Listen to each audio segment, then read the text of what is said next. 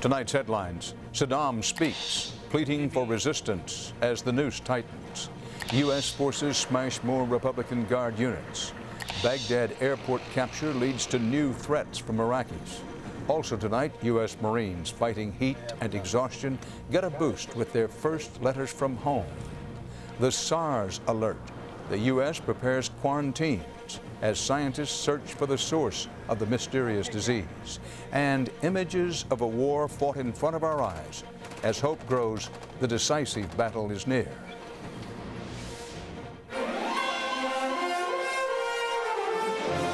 This is the CBS Evening News with Dan Rather reporting from CBS News headquarters in New York. Good evening. U.S. forces tightened their hold today around Saddam Hussein's capital.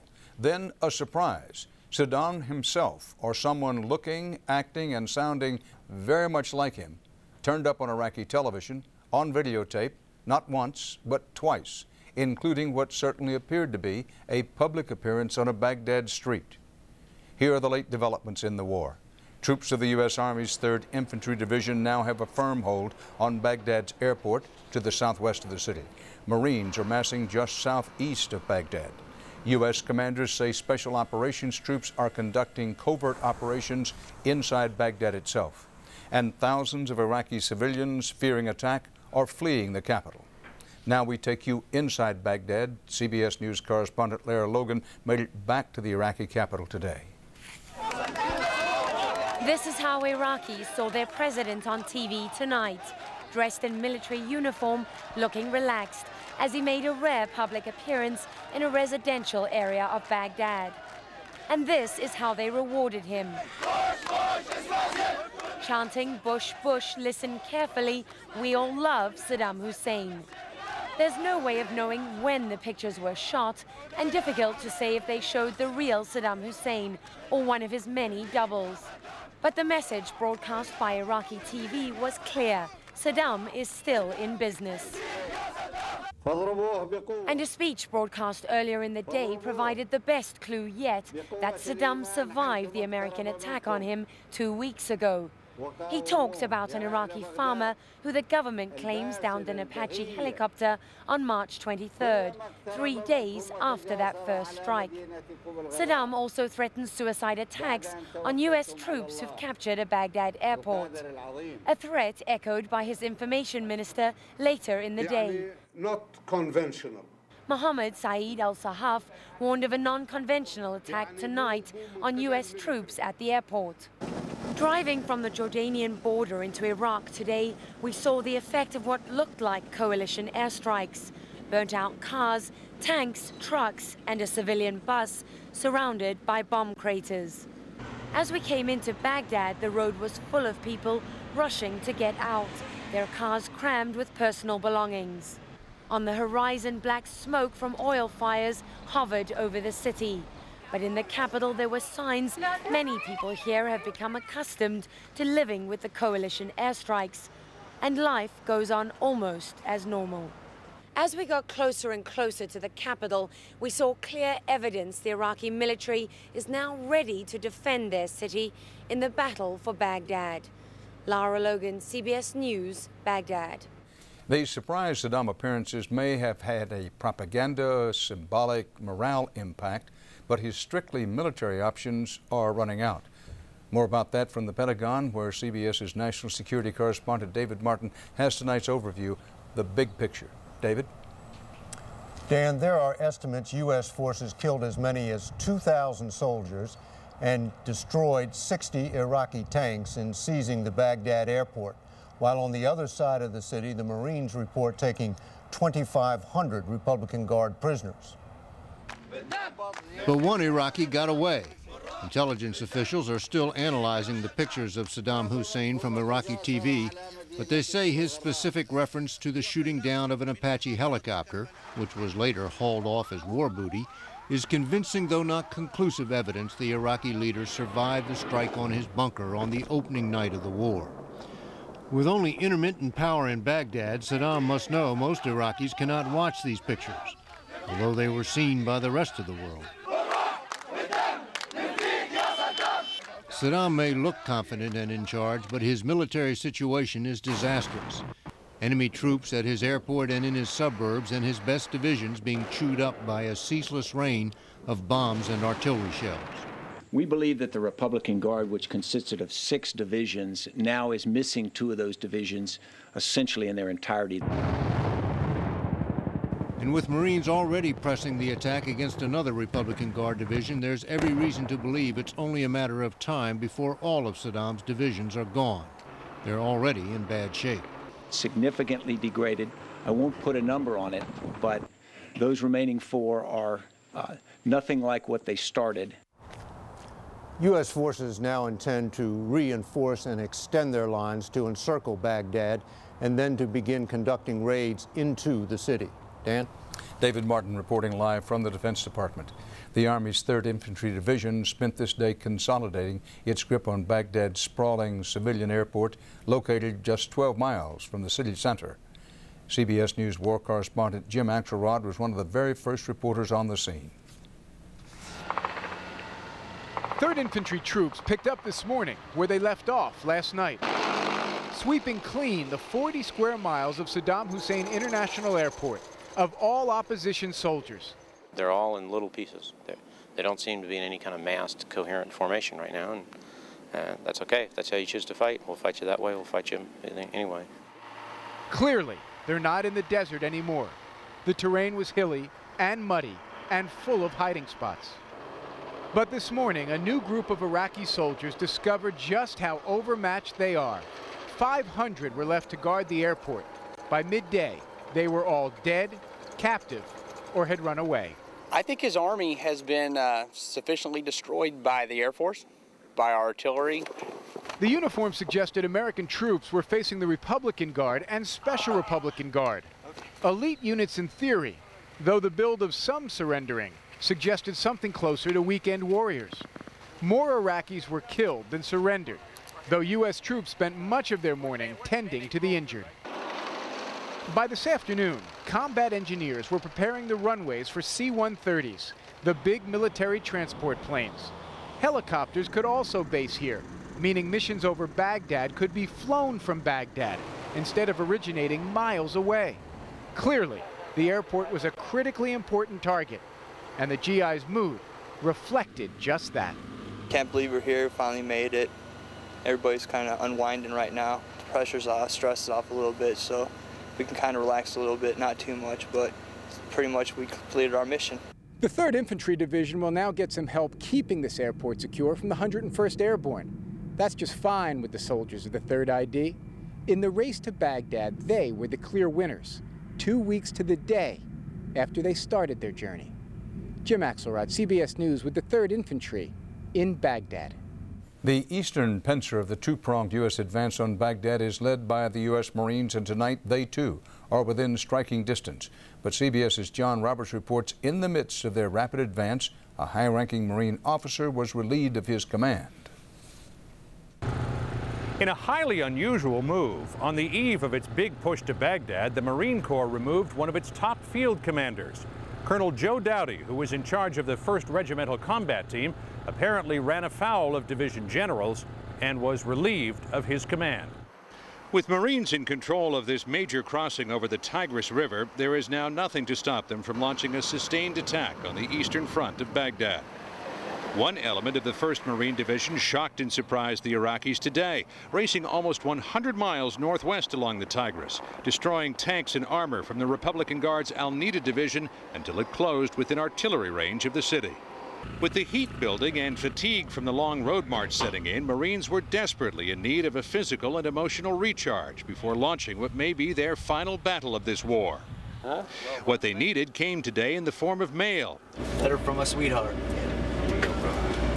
Oh, yeah, that's good stuff. Good stuff. Hundreds of letters from loved ones. I got a letter. News from back home. What'd you get? 3 letters from my girlfriend. How long's it been? 3 weeks. She wrote these about a month ago. And when you're this far from home, a lot can happen in a month. My sister got married today. She's been with this guy for 6 years, so we finally decided to get married. Happy for her. A letter can say a little, but it can do a lot. How does it make you feel to get letters from home? Really good, really good. It's the best thing that's happened since I've been out here. Definitely. For many of these Marines, it was just the tonic for the dangerous road ahead. It's what I needed. I mean, morale's good, but this makes it even better. Motivation in an envelope. Rough. John Roberts, CBS News with the Marines west of Al Kut. We try each night to put the war in context for you as best we can to give you some perspective. Tonight we turn to our old friend and Middle East expert, Professor Fuad Ajami of Johns Hopkins University. A short time ago I asked him if he believes Saddam supporters in Baghdad will put up a fight.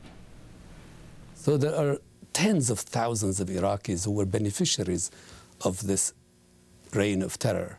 Saddam didn't govern alone, and these people will have to make a stand because they know what they did to the other Iraqis, and they dread the day of judgment. What do you make of today's appearances by Saddam Hussein or someone who looks very much like him? And of course, the man was under enormous pressure to rally the troops, and he had to make his own calculations, because to turn up, he risks being perhaps spotted by us and being killed, but to stay in the background and to hide in his bunker would mean that leaving alive these rumors that he's been killed. And so it's a calculation he had to make, and he must have made it. And to the extent that anyone could judge, I think it was Saddam reading this text. The sound, the reference to the Apache helicopter, and the themes, they were Saddam's themes. From where you sit, the big picture right now in the war is what? The big picture is we're at the gates of Baghdad. And the big picture, as you said, is that there will be a last-ditch fight by the Republican Guards and the leaders of the regime. This is it for them. This is a reign of terror. This is a group of people who owned a country for all practical purposes and who ran it. So the big picture is we are just about to enter Baghdad. We can begin to see the outlines of the post-Saddam world, but the old system isn't yet dead, and we have to push it into its grave. And beyond that, then we can begin to see the outlines of a liberated Iraq and the burdens that come with a liberated Iraq. Fuad Ajami, thank you. Thank you. Here's the Pentagon's latest official count of casualties in the war with Iraq. 62 U.S. troops have been killed, along with 27 British. 7 Americans are prisoners of war, and 15 are missing in action. There's no reliable count of Iraqi casualties, military or civilian. Most estimates put them in at least the low thousands. Another journalist has died covering the war in Iraq. Michael Kelly, an Atlantic Monthly editor and nationally syndicated columnist for the Washington Post, was killed in a Humvee accident last night while traveling with the 3rd Infantry Division near Baghdad. Kelly is the 5th journalist to die covering the war, the first American reporter. He is survived by Madeline Max Kelly, who was a longtime producer on this broadcast, and 2 young sons. Michael Kelly was 46. Coming up next on the CBS Evening News, President Bush authorizes quarantines of people infected with SARS. What this means to you is next.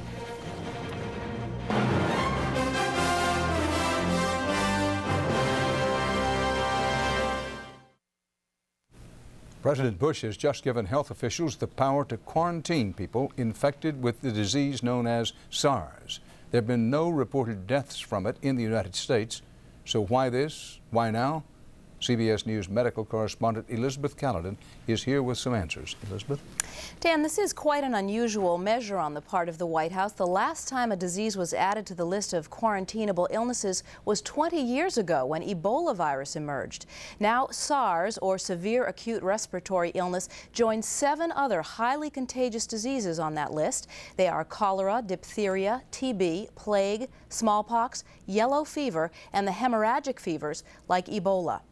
Now, we should be very clear, though, the President's executive order does not mean that the 115 patients in the United States diagnosed with SARS will be quarantined. It only gives public health officials the federal legal authority to quarantine if they think it's necessary, Dan. Well, Elizabeth, that being the case, what do the experts tell you? Do they think the quarantine is going to become necessary? Well, at this point, Dan, the Centers for Disease Control is adamant in saying there are no plans to quarantine anybody and that the president's order is a highly precautionary measure. A quarantine would only be put into effect under extreme conditions if SARS started spreading through entire communities, which so far it has not, Dan. Elizabeth Caledon, thanks. U.S. health officials say they are now working on a vaccine against SARS. The virus has spread to at least 15 countries now, killing a minimum of 87 people, including some in North America. More than 2,300 have been infected worldwide. CBS News correspondent Barry Peterson reports the worst outbreaks are still in Asia. Hong Kong is a city of masked faces and frightened eyes. People so afraid of infection, they no longer even shake hands with friends. Don't get too close to people. Keep yourself, 3 to 6 feet distance. Schools are shut down, restaurants empty, flights canceled daily, with tours down 90%. The virus may spread through the air or by touch, even through something as casual as an elevator button. And worse, doctors here say the infected may not even know they're passing the disease. There are incubation periods, so people can having this virus but yet still healthy.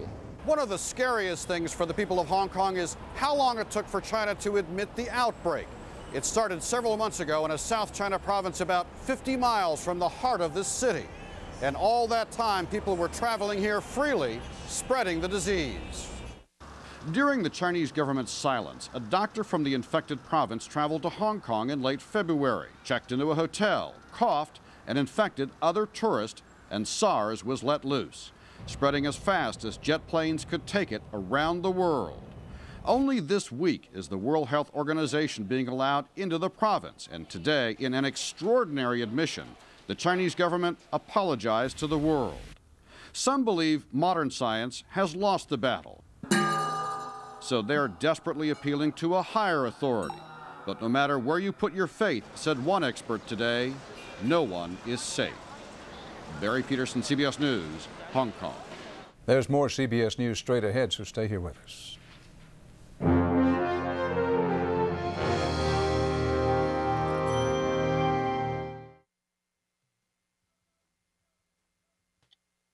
A federal judge in Virginia said today the government has classified so much evidence it may not be possible to hold a public trial for Zacarias Moussaoui, the only man in this country charged in the 9/11 attacks. But the government may have another option. It could still bring Moussaoui's case before a military tribunal. On the CBS Market Watch, the government says the economy lost 108,000 jobs in March. The jobless rate, the unemployment rate, held steady at 5.8%. because thousands of workers who couldn't find jobs just gave up and are no longer officially listed as unemployed. Stocks mixed today. The Dow gained a little, 36 points. The Nasdaq lost 13. The civil rights leader, Dr. Martin Luther King Jr., was assassinated 35 years ago today. And lawmakers in his home state of Georgia announced a surprise compromise on the racially divisive state flag. The new state flag design does not include one of the old Confederate battle emblems. There'll be no public referendum on the new flag for a year. On the CBS Weather Watch, spring snow. A storm in the northeast dumped more than a foot of snow in some places and left a thick glaze of ice in others. More than 100,000 customers lost power in upstate New York alone. Coming up next here on the CBS Evening News, the images of war. A war that is with us 24 hours a day, 7 days a week.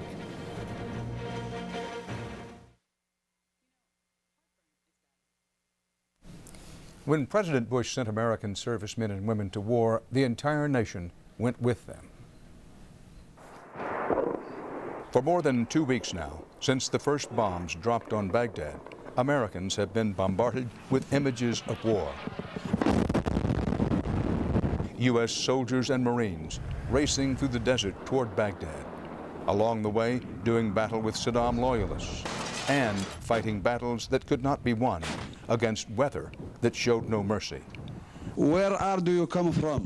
We've seen the terror in the eyes of an American POW and the dramatic rescue of one of her comrades.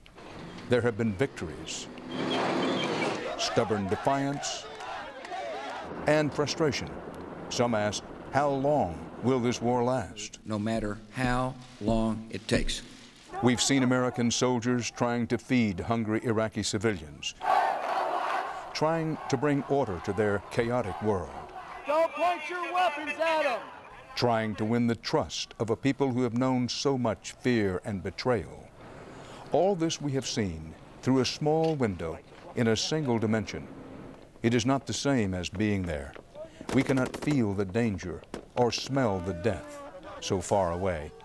But now it is starting to hit home in town after town across America. The war no longer just an image, but a reality. And that's part of our world tonight. Bob Schieffer will have Face the Nation on Sunday morning. Later tonight, a special edition of 48 Hours. It was a dangerous mission. U.S. soldiers behind enemy lines. The dramatic rescue of Jessica Lynch. I'm a female and they didn't think I would be able to do it. The inside story, 48 Hours, tonight. 48 Hours will be on at 10, 9 Central. For the CBS Evening News, Dan Rather reporting. Have a good weekend. Hope to meet you right back here on Monday. Until 48 Hours, good night. For news 24 hours a day, log on to cbsnews.com. What to expect when you're expecting on the Saturday Early Show. Experience CBS News.